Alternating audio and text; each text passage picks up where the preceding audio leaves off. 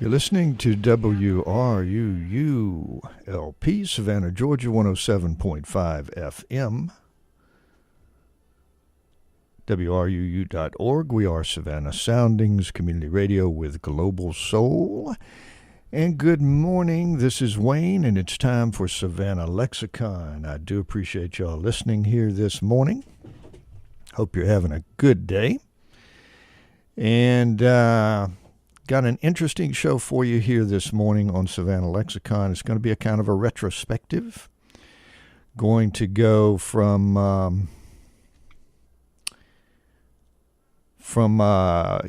back over 2017, look at some of the big issues of the day, play some clips off of this show. I will have a guest coming in, although he's apparently running a little bit late. His name is Michael Houston. He is a quite good young violinist from the low country of South Carolina, Beaufort, I believe. And he plays occasionally on some of the squares here in Savannah. But he's running a little late, so he'll get here shortly. So I am going to try to kind of juggle things a bit and go a little off schedule, if you will bear with me. One thing I do need to do, and I think most of you know what that is, those of you who are regular listeners know that I always start my Savannah Lexicon show with the world-famous general disclaimer.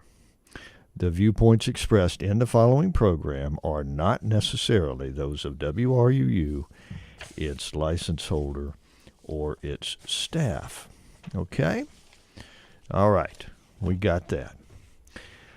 All right. Well, so how shall I do this? I just wanted to, again, this is my last Savannah Lexicon of 2017.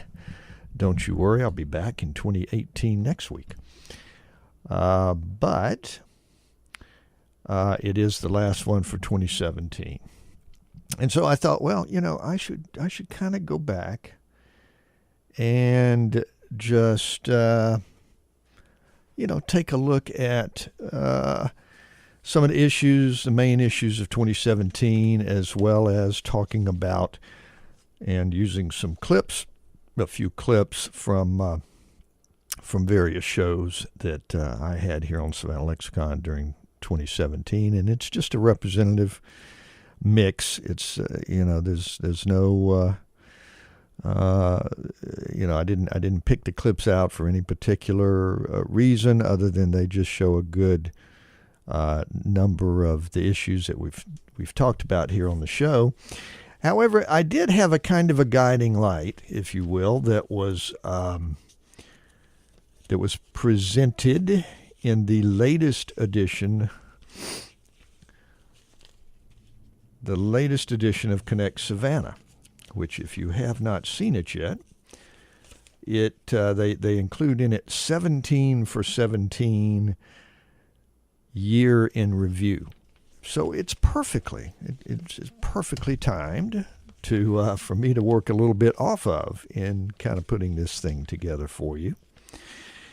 And so it's very interesting that they again have 17 different stories and issues that were really newsworthy and caused a lot of media attention and were matters of considerable concern and interest to the folks here in Savannah. So there's that. There's that. So I'll work off of that a little bit and share some stuff with you. And I'm going to actually go in the first clip. I'm going back to really just a slightly more than a year. So actually back to 2016, very late 2016, just a little bit more than a year before now. And I believe the date was November 16th, 2016. the very first Savannah Lexicon show. And, it was great. Everything went quite well, I thought. And I had on the show the organization, which I think was a very nice choice on my part, if I may say so. The organization Step Up Savannah, which I think is one of the just really extraordinary social service and community service organizations in Savannah, in Chatham County. And so my very first guest was Kate Blair with that estimable organization. So here's just a real short clip, and honestly, I'm not sure where I'm coming in on this one, but let's just listen and be surprised. But this was from the very first show. Important work that not just us, but many other organizations in Savannah are invested in. And so I think that it's something everybody should look into, and especially those that are employers. Come in, don't go to those temp agencies. And, those are fantastic and a quick way to find an employee. But come to us and give somebody a chance that can really prove themselves and who has a support system behind them. So when they do hit rough patches, you can call us and we can help them get through it. Okay, so certainly another very good option for people seeking employees out there, companies seeking employees. Okay, excellent.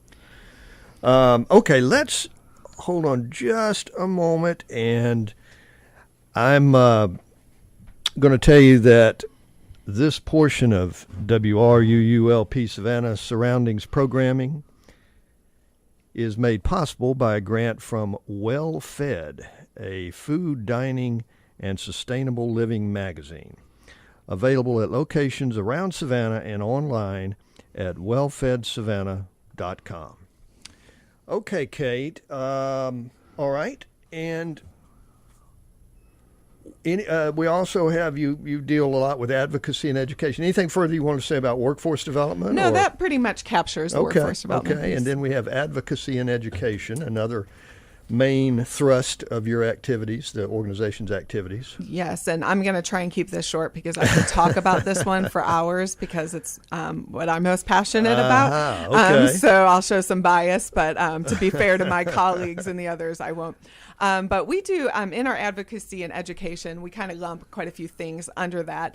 One is policy work. A lot of people don't think about how we do need to do that kind of stuff in Savannah. We may not be in Atlanta. We may not have as strong of access to state legislators, but we do have a voice here in Savannah. And so we.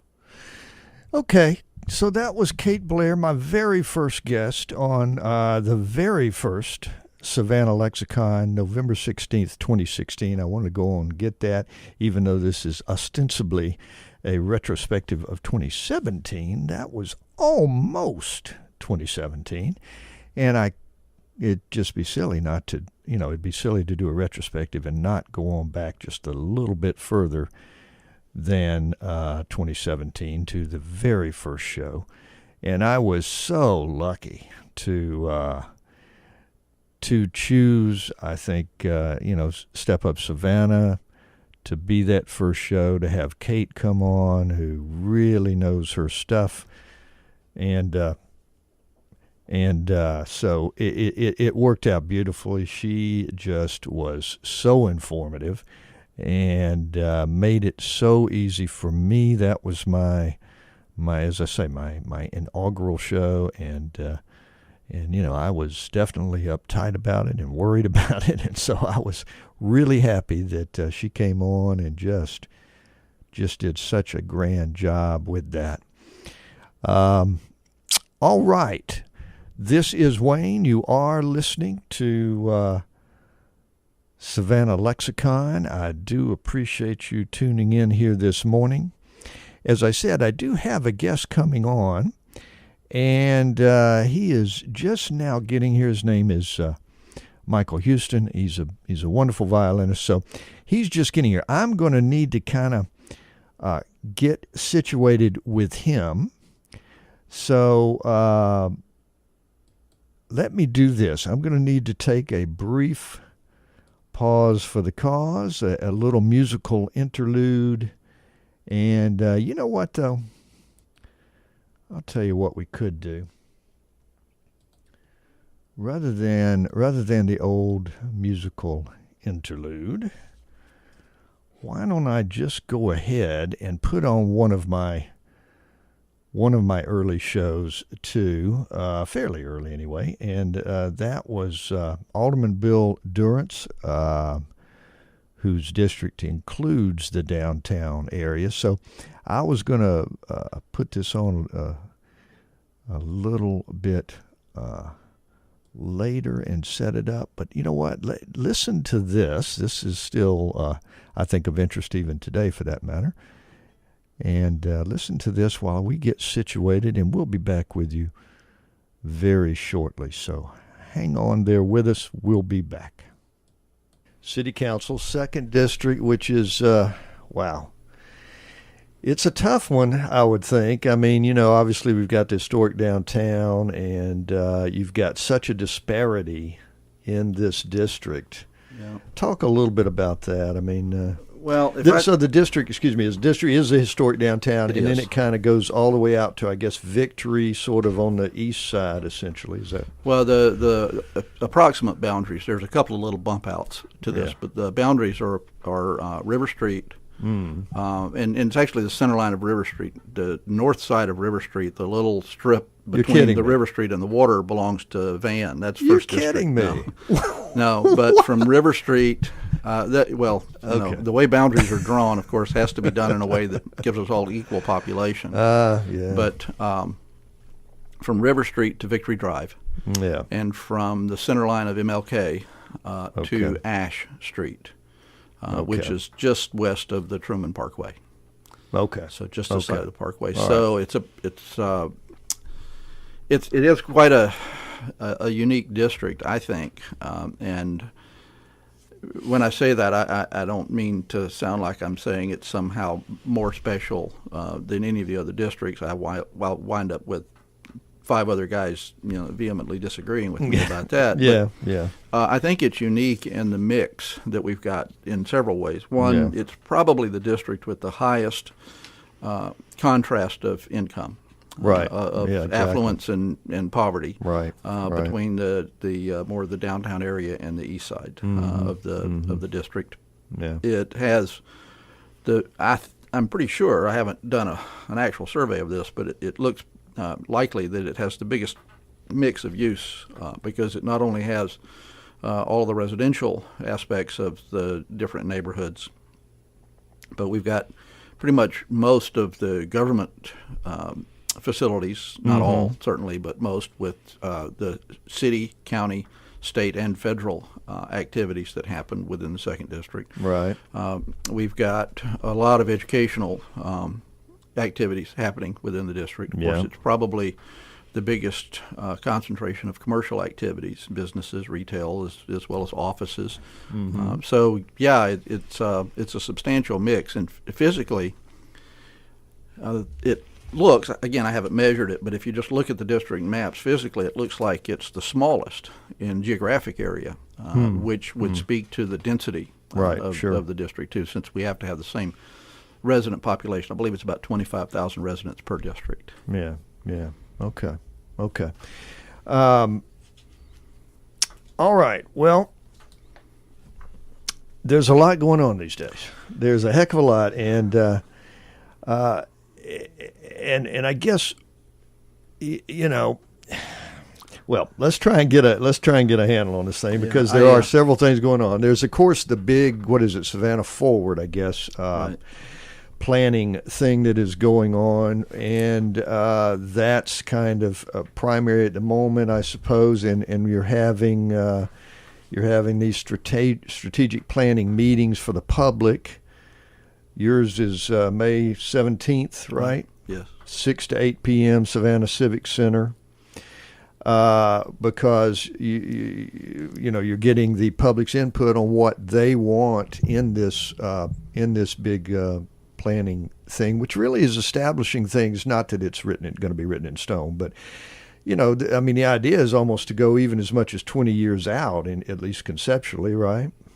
I think so. The further out you go, the looser plans are, whether you intend them to be or not. Right. Just because you never know what's going to happen in the interim, and everything you do changes what you'll do next. Sure. So I think the city manager, Rob, is trying to look that far out in his planning, because if you have that kind of long-range goal, you can establish your short-term goals and your intermediate goals. Yeah. There are a lot of things, and I think it's important that we get that. I don't feel like we've had anything like that. And it's important that we have it for a lot of decisions, particularly spending decisions, because it's easy if you just look at every spending request. Just to use budget as one example. If you look at every spending request that comes to you, a lot of them are very worthwhile things. Sure. Nobody would argue that this is just, well, there are some things that are just bad ideas too. But it would be real easy to get in a position, and I think this has happened in the past, where you say, well, this is a good thing, this is a noble idea, right. This is a worthwhile cause, so we'll give them some money. Right. But if the money you're spending is done in some sort of uncoordinated way like that, then you're not really getting the best impact from that money. So having that long-range view of where you're headed allows you to make a lot of decisions that contribute toward that. Where you're trying to go, rather than taking you off on three different, paths in directions that don't support that. We have a finite budget. Sure. For that matter, if we doubled it tomorrow somehow, it would still be finite. You can't have everything that you'd like to have. Sure. And so we have to find a better, smarter way to make budgeting decisions than what we've been doing. So wholeheartedly agree.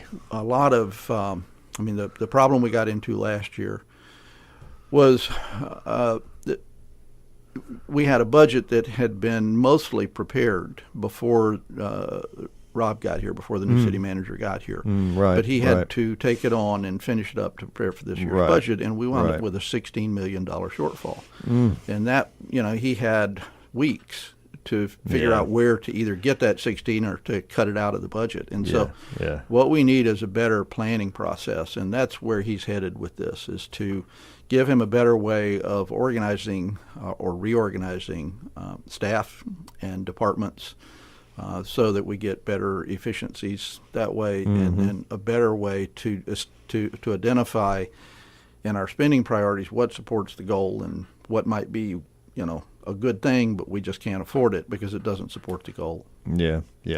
Well, good on him, because I like the way he's starting out. I think he was a good hire. It seems to me at this point. Of course, time will tell. But that's true. But my hunch is that hiring Rob is going to be the one best thing we've done in the 4 years of this council. Yeah. Oh, okay. Good. I'm very impressed so far. He has not run in and just started trying to change things overnight. He's taken his time to really get a feel for what's working, what isn't working, get a feel for staff and their capabilities, and moving slowly and very methodically into getting a handle on this stuff. I mean, just this Savannah Forwards program, he brought Liz Tashin with him. Yeah, I was going to bring that up. Yeah. To help manage that. Someone Which is he great. knew before, and she seems to really be good. They seem to be a good partnership. All right. Yes, indeed, folks. That was one of my early shows with Alderman Durrance, and he has been in a couple of times. He's coming back in January for another show. I'm not sure of the date. It might be the 9th, but I'll get back with you on that before long. So he obviously, again, this is part of his district from where our studio is and where we broadcast from the heart of the historic district downtown. So he's always a welcome guest and always has some interesting things to say about what's going on in the city and the city government and all of the issues that they deal with. I am now happy, however, to tell you that my guest, Michael Houston, has arrived all the way from Beaufort. How are you, sir? Doing great. Okay. I'm so glad you could come in. I appreciate it so much. those of you who are tuning in, I happened upon Michael one day playing in one of the squares in Savannah, and as I mentioned to you, there are a number of people, of course, who play music of various kinds in the squares at various times of the year and various times of the day, and their musical abilities, quite frankly, range from not exactly sublime to some really, really nice sublime stuff, and the latter is the category that Michael fits into. So I wanted to bring you in. I'm glad you did, and you were able to come in. So just tell us a little bit about yourself. Michael, you're from Beaufort, is that right? Yeah, I was born in Nashville, Tennessee, but I was raised in Beaufort. Okay. And so not too far away. But, yeah, so you got some of that low country stuff going on. And you are, you told me, I think 23. Yeah. Quite young. Okay. Tell us a little bit, how long have you been playing? You play the violin. Do you play other instruments, or is the violin your Mainly main? just violin. Okay. I can play a song or two on the piano just to show off. There's a piano around. All right. Few chords in the guitar, but just mainly violin. And how long have you been playing? Since the 4th grade, so Wow. like 13 years. Wow. Okay. I can't imagine that. In 4th grade, I wouldn't have been able to play a violin if my life depended on it, I think. I wasn't able to. Yeah, but you at least were trying it, and Yeah. you had it in there. So I guess your parents kind of introduced you to it and encouraged you to play, and apparently you've been playing ever since, I guess. Yep, that's right. Okay. Now, do you play professionally, or did you play in school, or anything of that nature? Well, I played in an orchestra all the years that I was in school. I did go to the Governor's School of South Carolina for 2 summer programs, did some other summer programs, but mainly just public school, no private teachers. Now, you could say I play professionally, and since that's all that I do, play for weddings out in the squares where you see me, a few hotels around town, and whatever other gigs come up. Okay. Excellent. All right, good deal. So we'll talk some more along through the show, but we don't want to keep anybody in suspense any longer. I think you're going to have to play for us, and if I've got this right, you're going to do a little song for us called Secrets. Uh-huh. Okay, I'm sorry, I misheard you. No problem. Secrets. Okay, and that's by a group, One Republic. That's right. All right. Well, you let her rip when you are ready. Alrighty. A little rusty. It's very early. Haven't played yet, but here we go. Okay.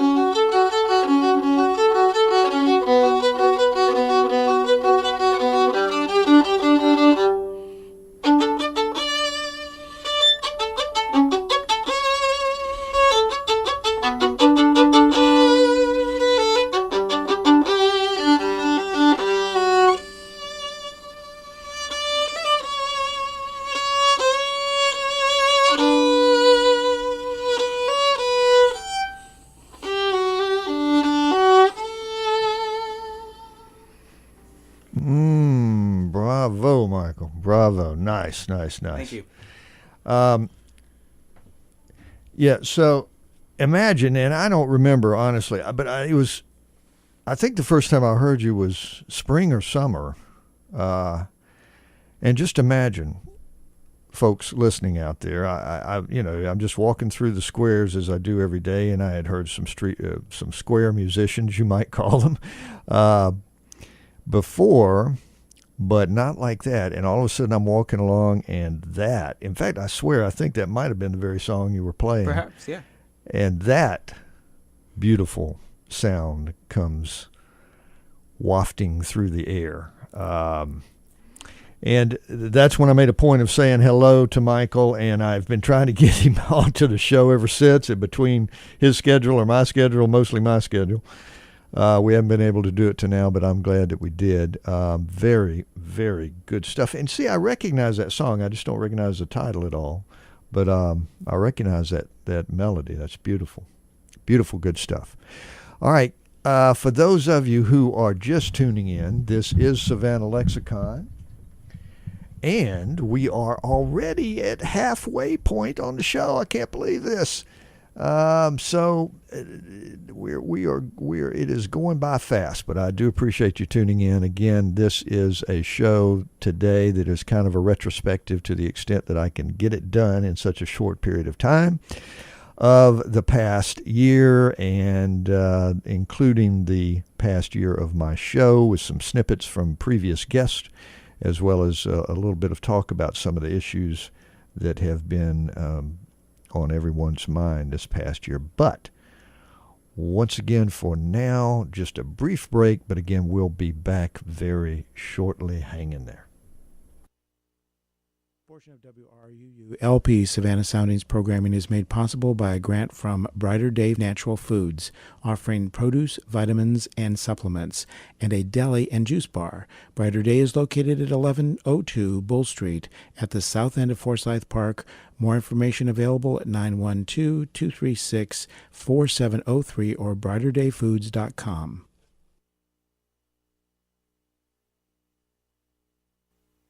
Park Place Outreach is an emergency shelter that provides services for youth who are homeless, runaway, or victims of abuse, and is the only facility in Chatham County to which children can self-report without a family or agency referral. The program also provides a street outreach program to identify and help at-risk youth. If you need help, know someone at risk of becoming a runaway, or would like more information, call 912-234-4048 or visit parkplaceyes.org. If your business enjoys our programming on WRUU-LP, please support the station with a donation. Let your customers, neighbors, and friends know that you share our vision of building a thriving community based on diverse, vibrant radio programming. As a business partner, our listeners will know you support Savannah's only broad-based community radio station. Become a tower sponsor or underwriter. To check out the levels of corporate sponsorship and to donate, go to www.wruu.org/business. Again, to check out the levels of corporate sponsorship and to donate, go to www.wruu.org/business. Thank you for listening to and supporting WRUU-LP. Thank you for listening to and supporting Savannah Lexicon this morning and hopefully every Tuesday and Thursday from 8 to 9. This is Wayne. Again, my retrospective show that deals with some of the issues of the 2017 and little snippets from some of my shows over the year. I have to brag on the station because I mentioned, as I did, this year in review piece in the latest edition of Connect Savannah. And guess what? WRUU is there. We are number 13, and I don't know if that's numbered in any particular way. I don't care, but we're taking it. We appreciate it, Connect Savannah, who noted us as one of the things that was of import and interest in the previous year. And the way they put it is 2017 is the year that the community took back the FM radio waves. Nice. And if I may quote just a bit out of that particular piece, from Connect Savannah, with the ability to make hyper-local content, discuss city and state issues in depth, and play the kind of tunes you'll never hear on clear channel stations, Savannah was the perfect town to tune into the trend. And that trend being local community stations. And that's what we certainly are. We are very happy to have gotten that shout out there. And actually, even I will be so bold as to mention that they did, in fact, actually mention this particular show, Savannah Lexicon. Focuses on local politics, social and cultural issues, talking with city leaders, artists, writers, and more. So that is fine and dandy. And, of course, there are a whole lot of other shows on as well, and they mention some other of our shows by name. So check that out if you feel so inclined. All right, I want to play a little snippet. Let's see what I've got next. I think perhaps the next thing I've got, just a little snippet. Crime, of course, is always an issue here in Savannah. Unfortunately, it's a shame, but it is the case. And there's always a lot going on about crime, and obviously that's one of the things alluded to in the Connect Savannah countdown as well. But I did want to play just a bit. I was fortunate to get District Attorney Meg Heap in here this past August of 2017. And here's just a little bit of that. I know for sure it's been assigned to a prosecutor. Okay. All right.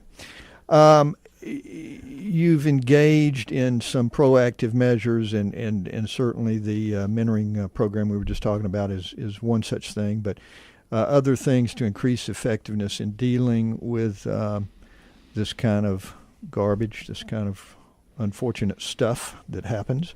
You added another prosecutor. We're talking about in fairly recent times here. You added another prosecutor. A gun prosecutor, yes. Specifically, and that is through a federal grant, by the way. Okay.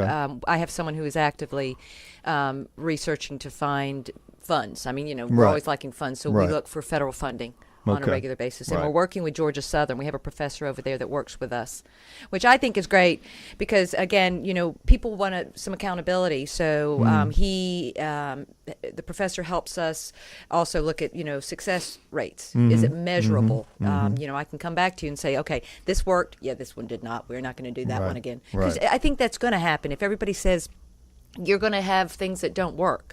Sure. And sometimes, you take the hits if it doesn't, but at least I think you've got to continue to try.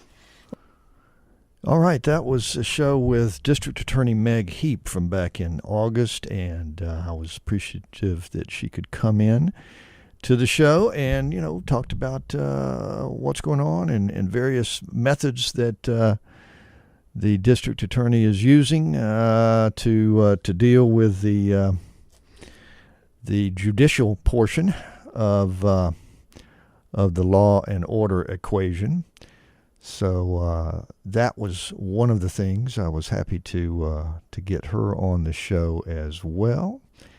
And another issue that raised a lot of interest here in this area, and it is also is also included in the Connect Savannah piece, is the Span the Gap, which is the renaming of the bridge, now named the Talmadge Bridge, across the river into South Carolina. And of course, we had a big public forum meeting on that, and just prior to that meeting, which I guess was in early September, but this show was in late August, actually the 31st, I believe, with Ron Christopher, who was one of the main guys behind the Span the Gap public meeting and the effort to try and get the bridge renamed here's just a little bit of that for you. In a sense, this is somewhat unfinished business, right? I mean, yeah, sure. That bridge has been there for a long time. It's grated on people's nerves and feelings for a long time, and we've just kind of let it ride and let it ride. The same thing with the Confederate memorials. I think it's taken on heightened interest because we've seen how we've actually seen in real life how it just kind of gives legitimacy and inspires, people that we don't want to be inspired in a hateful way. Right. So we've seen that, and so now we're paying attention. One thing I think should happen so that we can stop kind of doing this drip by drip. I'm tossing around this idea that there ought to be some type of commission that identifies, across the city these types of vestiges, and it'd be a citizen committee, and then you identify them, you research them, and then you make a recommendation, right? And you do the recommendation on a case-by-case basis because I don't think all these situations are the same. Right. No. And then you present it to the city officials in instances where they can actually they have the authority to take the action that then they decide whether they're going to accept your recommendation or not accept the recommendation. All right. So that was a comment there from Ron Christopher, who's putting forward in a proactive kind of way to kind of in advance work on issues that are potentially divisive and that are questionable, as is the naming of the Talmadge Bridge. As it happens, legislation will be out there in the state legislation, the state session this year, but it is, unfortunately, it's a scenario where it's out of our hands. Legislatures have to put it forward. It's up to I believe, the Georgia Transportation Division to name the bridge, and so it would be up to them as to whether or not it could be named. But there is going to be some legislation pending regarding that. We'll see how that develops. He also mentioned another issue that's of importance here and great interest in Savannah that came up, which was the Confederate Memorial and the question of whether or not we wanted to do anything with that. The mayor put forward the idea of adding some context to it and to sort of fill in the story, if you will, with the Confederate Memorial in Forsyth Park. And people were of varying opinions about that. And I had, so Ron Christopher mentioned that as well when we were doing the bridge show. And then I also had a follow-up show strictly on the Confederate Memorial. And Dr. DeLorenzo from Savannah State also joined me on a subsequent show regarding the Confederate Memorial. I'm going to play that in just a minute.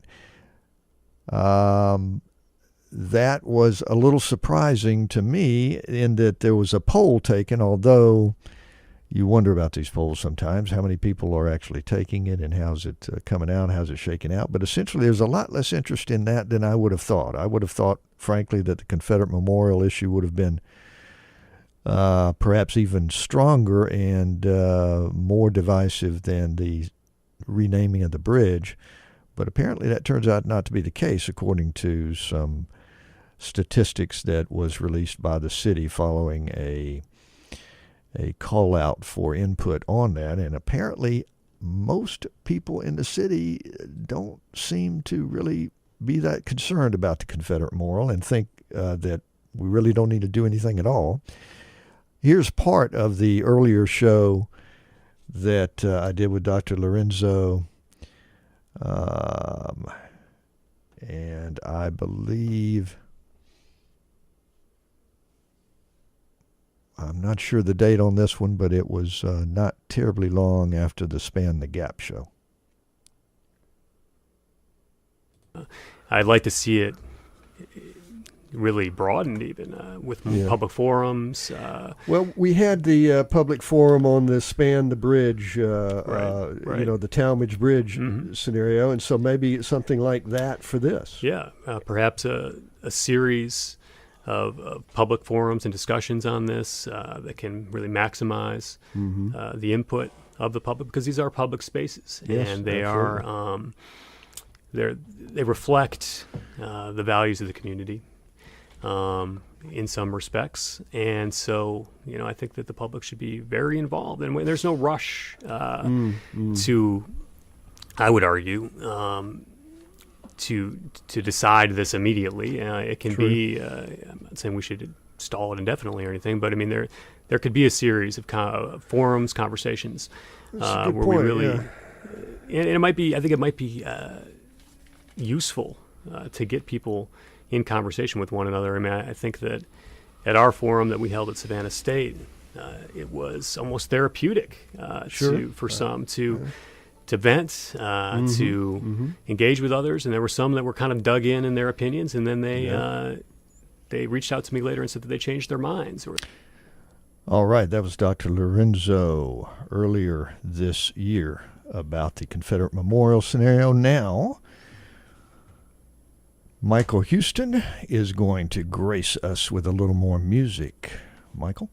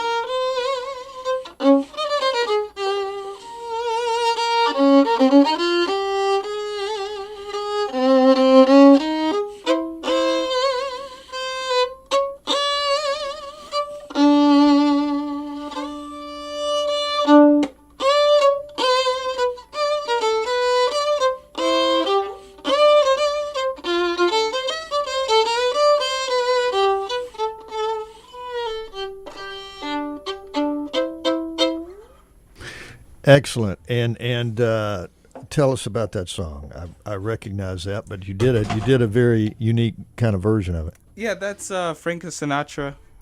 Come Fly With Me. Right. I just started playing Frank Sinatra recently. I've always liked a few of his songs, so decided to learn a few. Okay, excellent. Yeah, and that's a very kind of nice, jazzy version of it. I like that. All right, thanks for listening, everybody. We are proceeding forward here on this retrospective show of Savannah Lexicon. And another issue that was of prime importance this year, also, again, noted in Connect Savannah's Year in Review edition, is, of course, the now, for all intents and purposes, completely decided and de facto merging, or consolidation, as they like to call it, of Armstrong State University into Georgia Southern University. And so I had Dr. Jamie Hebert, president of GSU, come into the show and talk a little bit about that whole scenario. I'm going to, just to give you a heads up, I'm going to do a follow-up I think in January, probably late January, on this particular issue. I'll get more details for you about that later. But Dr. Hebert came in and spoke with me on the 12th of October. To clarify these things with regard to the consolidation, the thing that I want to leave people with is the fact that this is an amazing opportunity for our region, for Savannah, and the entire Southeast Georgia region. We have the opportunity here to build a very powerful, new regional university. Okay. That is placed in a manner, that is designed in a manner to really have strong impact on our society as well as on our economy by appropriately placing academic growth opportunities and providing access for students throughout our region for those educational opportunities. All right. Good deal. Well, all right, so Dr. Hebert with a very positive outlook on the consolidation of Armstrong State University in with Georgia Southern University, which will, in fact, be the case coming this next semester in spring. So that is coming up, and, it's an interesting phenomenon. I know some people were not particularly happy about it, and that's understandable. Armstrong State University is a fine institution that's been here in Savannah going way back, and so people were not exactly thrilled with the idea, but it is going to happen. We might as well face the fact, and it certainly will be part of a really fine institution, and it's going to bring, I think, considerable growth probably here in Savannah and the Savannah campus and to the students coming in. So hopefully it will end up, in fact, being quite a positive for Savannah as well as for Armstrong and for Georgia Southern University itself. All right.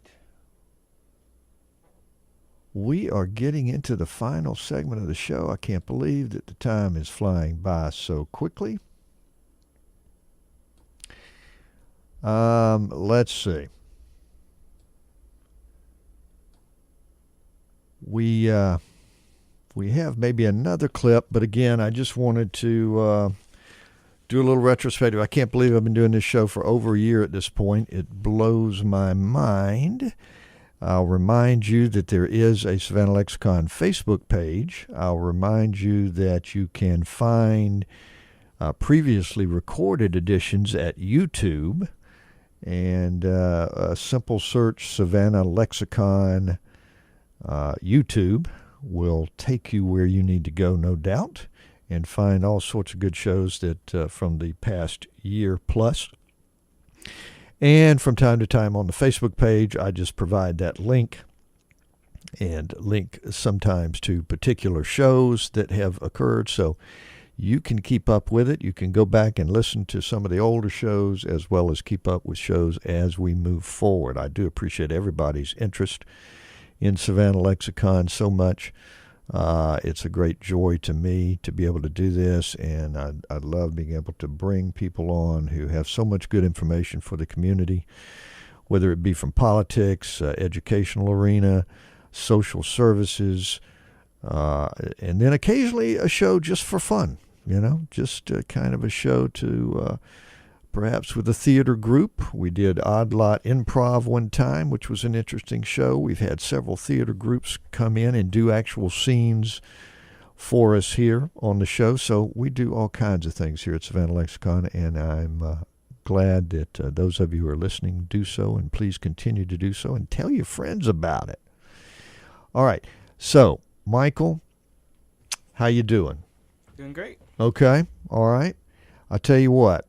Let me do one more little clip here. This will be brief, and as soon as it ends, I'll let you get into a short bit, and then I'm going to have to pop in towards the very, very end, but we'll be able to get a little bit more music coming for you as well. Again, my guest today has been Michael Houston, a quite talented young violinist from Beaufort who sometimes plays on one or other of the squares in Savannah. You play on Chippewa sometimes. Chippewa, Forsyth, Reynolds. Okay, Forsyth Park, Reynolds Square as well. So you may well see him out there. And I'll tell you, you'll hear him probably before you see him, and you'll think, where is that beautiful music coming from?